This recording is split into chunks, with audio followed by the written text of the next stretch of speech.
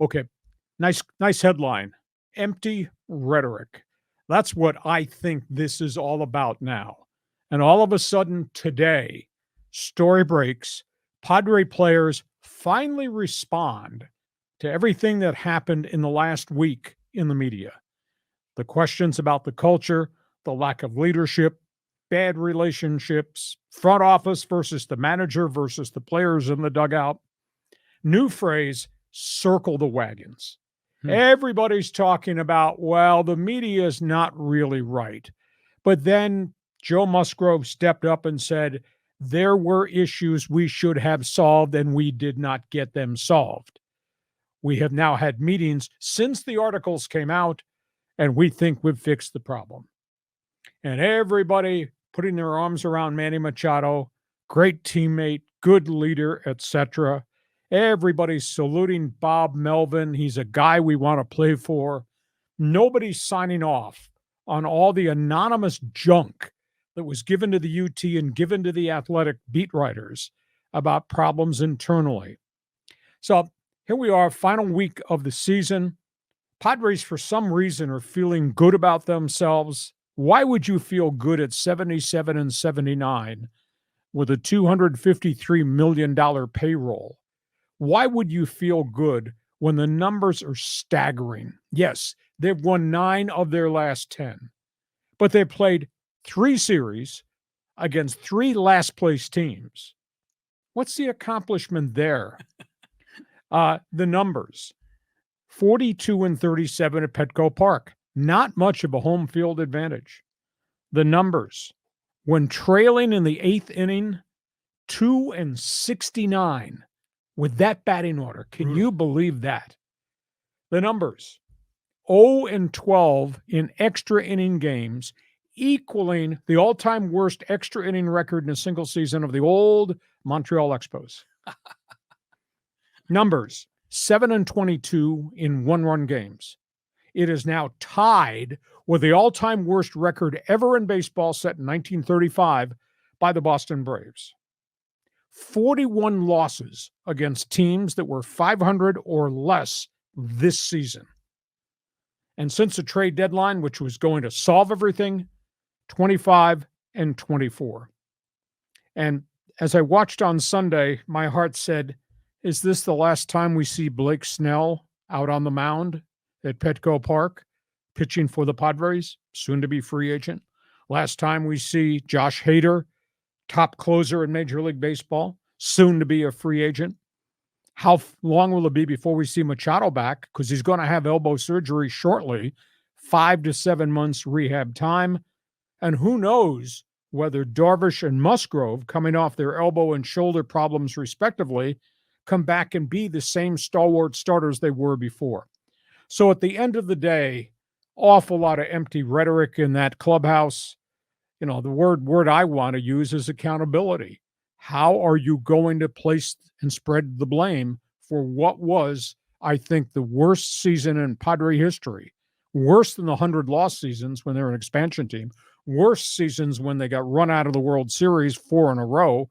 How do you explain this, that talent, that payroll, and this record in the set of numbers I just gave you? Circle the wagons, more like circle the drain. Go ahead, John. Well, I think they're, trying to put a smiley face on the whole thing, right?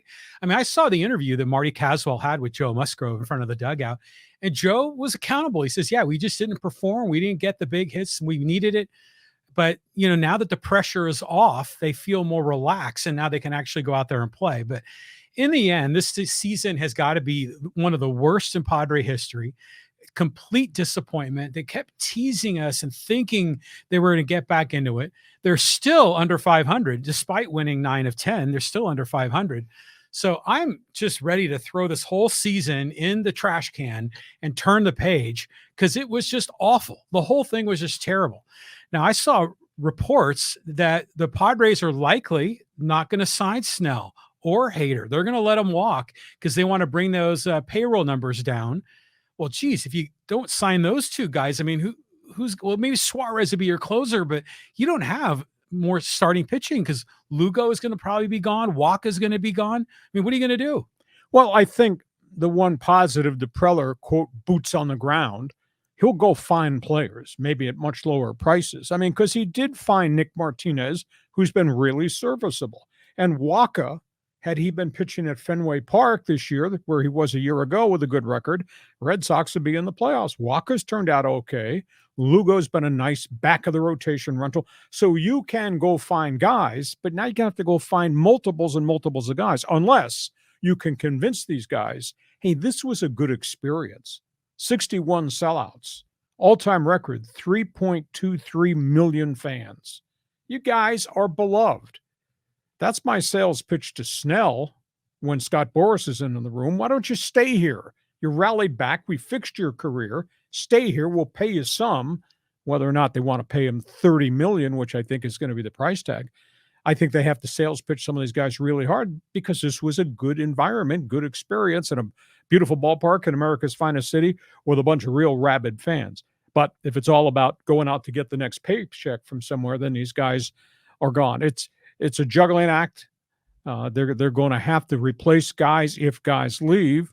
And the question is the payroll coming from 253 down to 200 million? Because that's the number that has been kind of echoed to me by player agents. So that's where we are now, but lousy feeling in this thing. And I don't want to hear empty rhetoric. And I don't want anybody, quote, circling the wagons as if everything is beautiful, because it's not. Your season's a week from ending, and you're ending out of the playoffs, and that's not acceptable to me. No, not at all. It's not acceptable at all. But you look at, like, Snell is an interesting character. I mean, first of all, you can tell that he likes it here. The fans love him here, and yeah, it's been an electric crowd at Petco all season.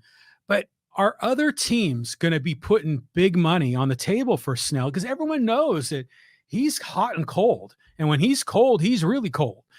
So there maybe people are going to be hesitant to commit to Snell, because remember before he was only going 3 2/3 innings, 100 pitches. I mean, no one wants to pay $30 million a year for that.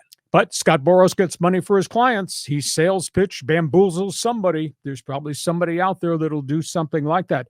One thing is Snell has stayed healthy ever since he had the elbow surgery in Tampa post the Cy Young Award season.